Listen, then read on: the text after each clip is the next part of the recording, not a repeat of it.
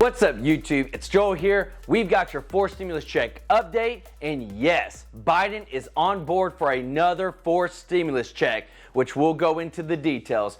Biden also has offered to keep the 2017 Trump tax cuts to be bipartisan with the GOP on his infrastructure bill. We also got the Senate parliamentarian who says that the Democrats are good to push through more of Biden's priorities through budget reconciliation. And also, we have an update on student loan forgiveness from Biden.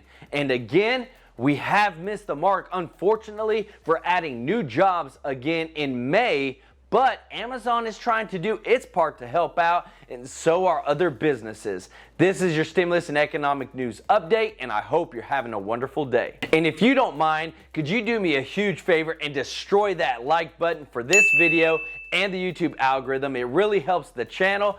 I can't tell you how much it means to me. And True Life Investing would not be here without you. And please, if anyone asks you for personal info or to contact them on WhatsApp, it's not me, it's fake. Please don't do it. And if you're wanting to make some money while Congress is getting all this stimulus sorted out, I've got an amazing way for you to actually get that going. Because I believe that everyone needs to invest and have your money make more money for you. And I've got a link in the description for a company actually called Acorns. They make it really easy to invest by picking a lot of winners and doing the majority of the work for you in the stock market. And you can literally invest your spare change whenever you shop with them, called Roundup, by connecting your debit or credit card, so any extra change goes and starts investing for you automatically to help you grow your money.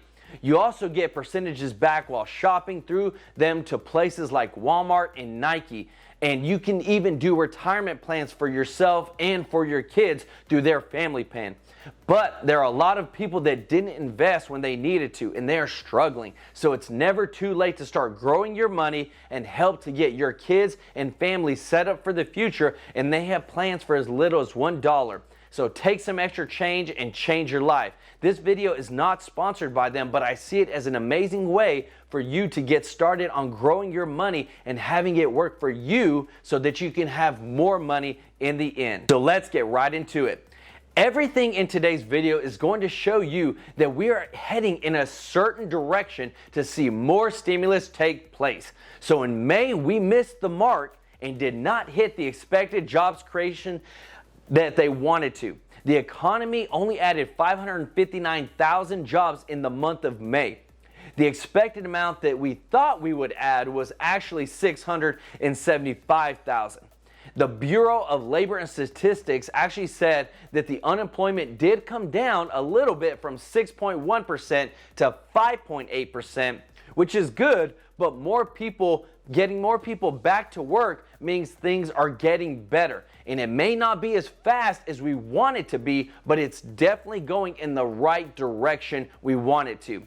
And according to an NBC News analyst, half of Americans are now fully vaccinated and have confirmed that coronavirus cases in the United States have fallen to levels not seen since March 2020. So we have President Joe Biden, who said no other major economy in the entire world is growing as fast as ours.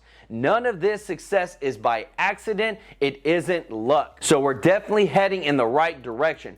But we had leisure and hospitality, that sector that was hit hardest by the pandemic, has again led the payroll recovery and getting more jobs. They added 292,000 jobs. We had restaurants and bars who rehired laid off workers. Public and private education added 144,000 jobs, and as many schools resumed in-person classes. So far, the U.S. has recovered 14.7 million jobs, or 65% of the 22.4 million jobs that was lost last spring, now leaving the nation 7.6 million jobs below its pre-pandemic level.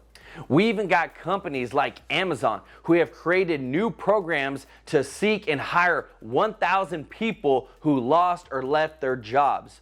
The company said it is offering jobs to people who have been without a job or underemployed for at least a year, including those displaced by the effects of the COVID-19 pandemic, through their Amazon Returnship program. So let me know your thoughts down in the comments section of what you think, where the economy is going. And hey, it's at least going in the right direction, but we still got a long way to go. So now on to student loan forgiveness. So Biden is slowly unveiling his plan for student loan forgiveness. We want this guy to speed it up because there are a lot of people looking for this extra stimulus and extra help, because the average payment per month for student loans is almost $400. But we have Cody Hunanian, program director at Student Debt Crisis, who said President Biden campaigned on a promise to cancel student loan debt, and millions of Americans expect him to follow through with that promise. So during his campaign for president, Biden proposed creating a new program that would offer $10,000 in student debt relief for every year of national or community service for up to 5 years. He said individuals working in schools, governments, and other nonprofit settings would automatically be enrolled in the program to help out with paying off that student debt. But the president has stopped student loan payments till this September, which has allowed a ton of people to be able to spend that extra money on a lot of needed household groceries, gas, things that they need to be able to take care of their families. But this is not by accident that it ends in September. We even have Chuck Schumer, the leader of the Senate, who has said Biden could cancel $50,000 in student debt per person with just the flick of a pen. The White House also has had Education Secretary Cardona looking into whether Biden can go through with the executive order and cancel that $50,000 in student loan debt. So we definitely have a lot of things in motion. And roughly 45 million Americans share $1.7 trillion in student debt right now, according to the Federal Reserve data.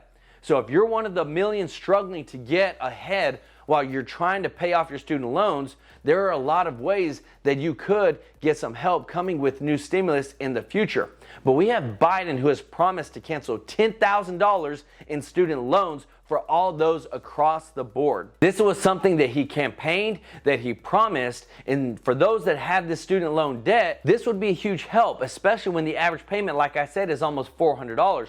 But this can be done through the American Families Plan, which he's also set up to offer 4 years of free public college to those making less than $125,000 a year. And I understand when I say free, I mean it's free to those that are going to the college, but they are using taxpayer dollars to pay for this. So just want to make that clear.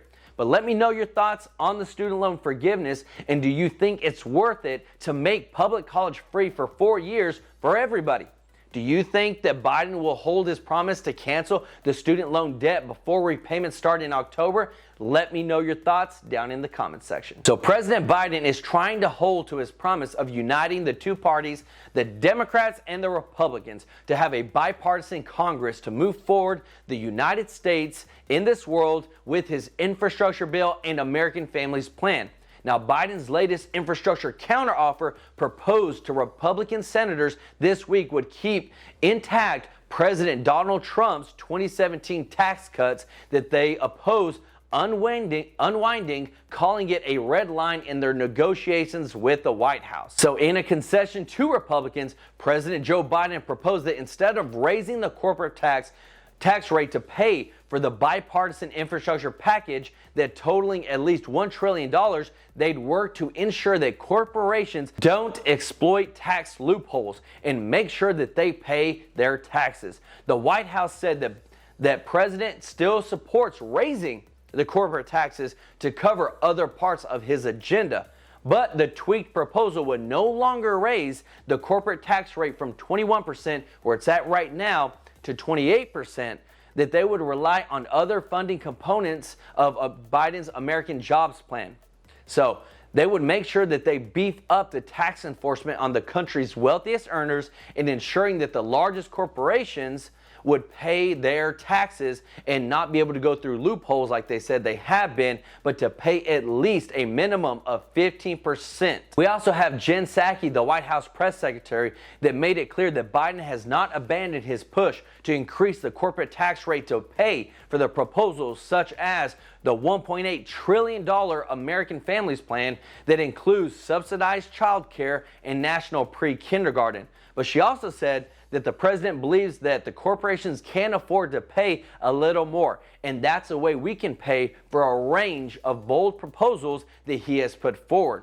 So we're looking at getting closer to a bipartisan bill, but Democrats are already preparing a bill to hit the House floor this week so that things can get complete by Nancy Pelosi's timeline, her date of July the 4th, that we would see a bill on the floor. When it comes to the Senate parliamentarian, Elizabeth McDonough recently laid out in more detail how Democrats may use the budget reconciliation package to pass more of President Biden's spending priorities. This is the Democrats' backup plan. So for those thinking like, oh, they're just going to keep bringing that infrastructure down, they're not going to include this, they're not going to include that.